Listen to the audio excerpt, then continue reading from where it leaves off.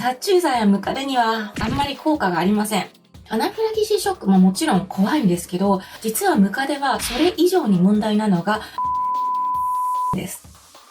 皆さんこんにちは。皮膚科医の玉木ゆきです。今日お話しする内容は、ムカデに噛まれた時について、ムカデ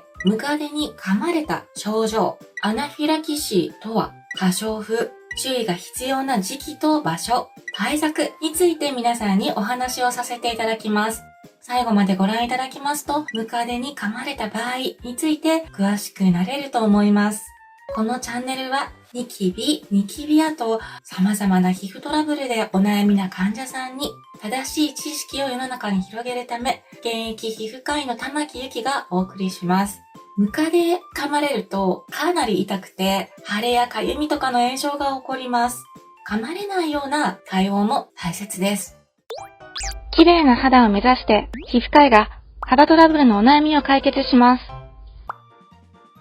ムカデって100足って書くんですよね。これでムカデと読みます。足がたくさんある生き物という意味でムカデって言いますが、ムカデに刺された時はほとんどがトビスムカデによるものです。トビスムカデは10センチぐらいの大きさで特徴的な色をしていて、赤い頭、黒くて長い胴体、黄色い色を持つムカデです。ムカデって水分がないと生きられないので、基本的には暗くてジメジメした場所に潜伏しています。なので、石や岩、落ち葉の下に生息しているので、庭の石や植木鉢を移動させようとした時に刺される時がありますが、夜15度以下の気温とかだと動かなくなって、冬は土の中に冬眠しています。ムカデは刺激をしなければ自分から人を噛むっていうことはしません。でも、靴の中に潜んでいて、靴を履くときにムカデに噛まれて痛い思いをした方もいらっしゃるんじゃないでしょうか。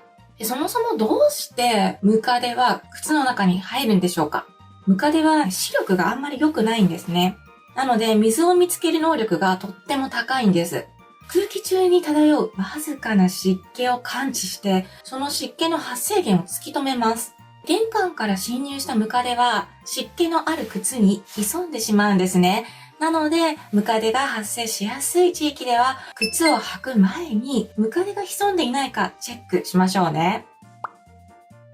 ムカデに刺されると、皮膚に激痛が走ります。頭の先にある一対の大きな毒牙から毒が注入されて、噛まれたところが炎症が起きて赤く腫れます。痺れが出ることもあります。この毒には血液中の赤血球を破壊する力やアレルギーを起こすヒスタミン、精神バランスに影響を与えるセロトニンなどいろんな毒素を含んでいます。痛みは数時間で収まりますが、翌日にさらに腫れたり、かゆみ、痺れが起きることがあります。あとは稀ではありますが、蜂に刺された時と同じように噛まれた直後にジンマシンが出たり、呼吸が苦しくなったり、めまいなどのアナフィラキシーショックが起こるってことがあります。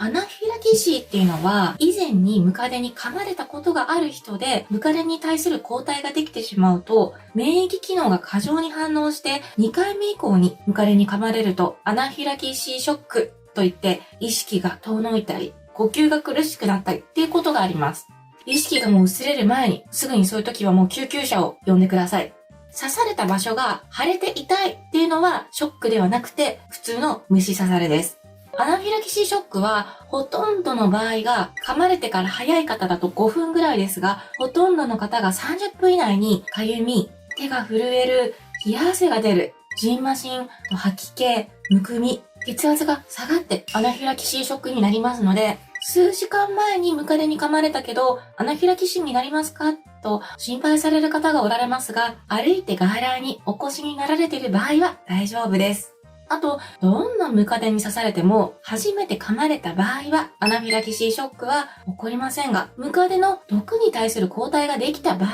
なので、2回目以降に噛まれた時に、このアレルギー反応が出ます。アナフィラキシーショックももちろん怖いんですけど、実はムカデはそれ以上に問題なのが、毒牙についた菌です。ムカデって実は綺麗好きで、全身を丁寧に舐めて、自分の体を清潔に保っています。でも、頭の先についた毒ガには口がどうにも届かないので、毒ガには動物の体液とかカビ、細菌など様々な汚れがついたままなんです。この放置された毒ガに実は深刻な危険が潜んでいるんです。ムカデは土の中に潜っていることが多いことから怖いのが破傷風菌です。破傷風っていうのは致死率の高い感染症だってことはご存知でした？大体日本でも毎年100人ぐらいの方が発症され、5人ぐらいの死者が報告されています。なので、ムカデに噛まれたら、すぐに傷口をよく洗い流して、最寄りの病院に破傷風トキソイドの投与についてご相談ください。ムカデに噛まれてから数日以内に発熱したり、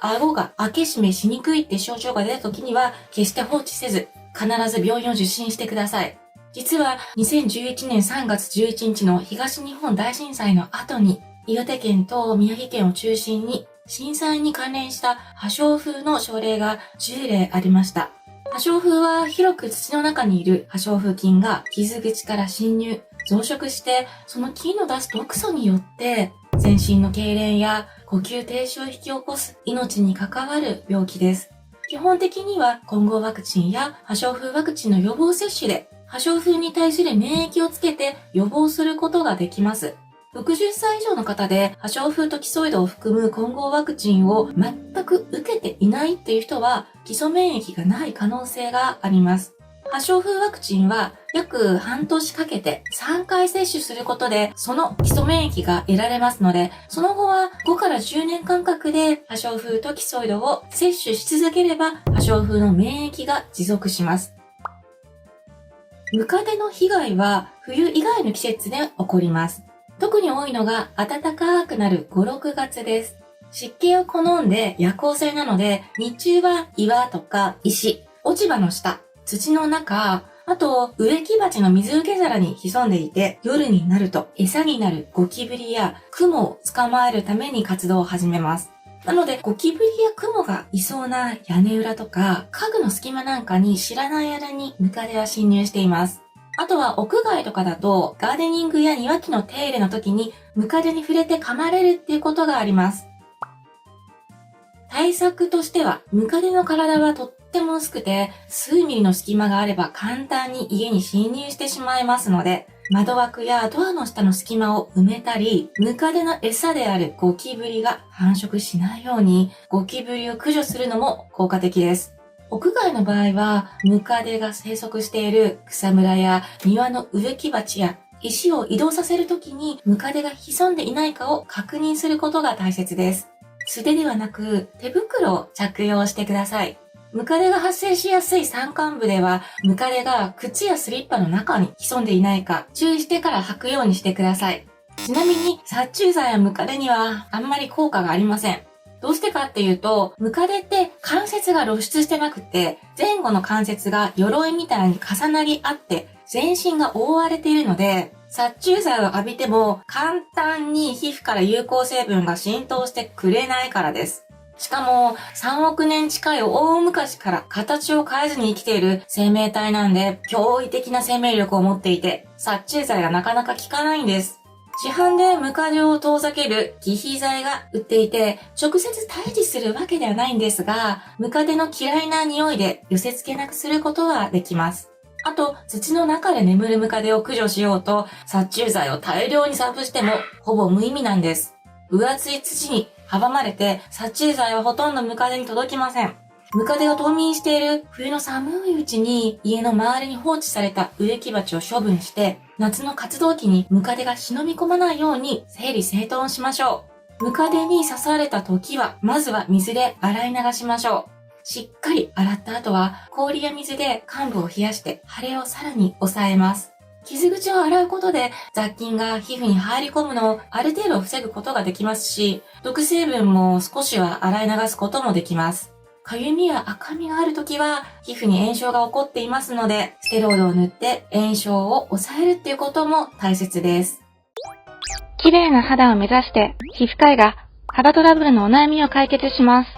ということで今日はムカデに噛まれた時について、ムカデに噛まれた時の症状、アナフィラキシーとは、破傷風、注意が必要な時期と場所、対策について皆さんにお話をさせていただきました。この動画が少しでも役に立ったなという方は、高評価やチャンネル登録をしていただけると嬉しいです。このチャンネルには皮膚をきれいにする動画やためになる動画がたくさんありますので、ぜひご覧になってみてください。ではまた次の動画でお会いしましょう。さようなら。最後までご視聴ありがとうございました。このチャンネルでは、綺麗な肌を目指す方へ、皮膚科医が肌のトラブルのお悩みを解決しています。コメントや高評価ボタンを押していただけると、今後の動画更新の励みになるのでとても嬉しいです。それではまた次回の動画でお会いしましょう。